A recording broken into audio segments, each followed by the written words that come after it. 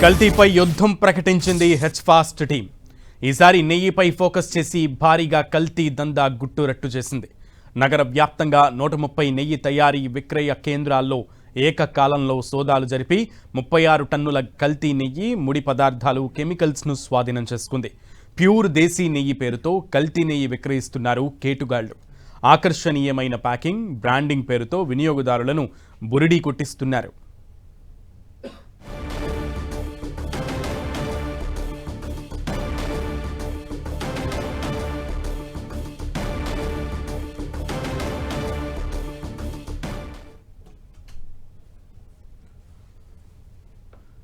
మరింత సమాచారం మా ప్రతినిధి కిరణ్ అందిస్తారు.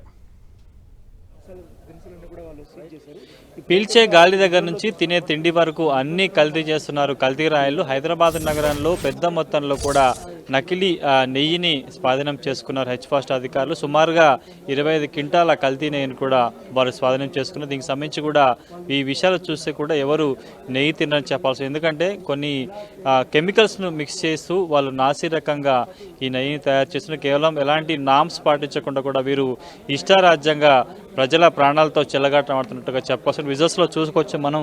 1 కాదు 2 కాదు, కొన్ని 25 క్వింటాల సంబంధించిన నెయ్యి దీనికి సంబంధించి చూసుకుంటే కూడా అంతా ప్యూర్గా మనం చూస్తే ఎక్కడైతే మనం కంపెనీకి సంబంధించిన బ్రాండ్ లేబుల్ ఉంటుందో అలాంటి లేబుల్స్ ఏవంటి లేకుండా కేవలం కొన్ని క్రీమ్స్ వాటిని మిక్స్ చేస్తూ బొంబాయి రవ్వతో పాటు కొన్ని వివిధ రకాల సంబంధించిన కెమికల్ మిక్స్ చేస్తూ కూడా ఈ కల్తీ చేస్తున్నట్టుగా గుర్తించాలి. మొత్తంగా సుమారుగా 4 రోజుల పాటు పెద్ద ఆపరేషన్ చేసిన అధికారులు 25 క్వింటాల కల్తీ నెయ్యితో పాటు 8.7 టన్నుల క్రీమ్తో పాటు అదేవిధంగా 1200 కేజీల పామాయిల్తో పాటు 600 లీటర్ల వనస్పతితో పాటు నెయ్యి ఫ్లేవర్స్ వాడే వాటిని కూడా కనుగొనడం జరిగింది. సుమారుగా చూసుకుంటే కూడా కేవలం ఇవన్నీ కూడా మనం న్యాచురల్గా వచ్చింది కదా, అంతా కూడా ఆర్టిఫిషియల్గా తయారు చేసింది. ఒకసారి చూసుకుంటే అడ్లైడ్ సంబంధించిన గీతో పాటు బటర్, కౌ మిల్క్తో పాటు డిఫరెంట్ సంబంధించింది. పూర్తి స్థాయిలో ఎక్కడా కూడా వీళ్ళకు నాణ్యత ప్రమాణాలు పాటించకుండా కూడా వాళ్ళు కల్తీ రాయలు చేసినట్టుగా గుర్తుపెట్టుకోవాలి. ఒకసారి విజువల్స్లో చూసుకుంటే కూడా 1 రాదు 2 కాదు, కేవలం టన్నుల కొద్దీ దీనికి సంబంధించి ఒక బాటిల్ ఏదైతే ఉంటుందో దీనికి సంబంధించిన బాటిల్ పూర్తిగా నింపేశారు.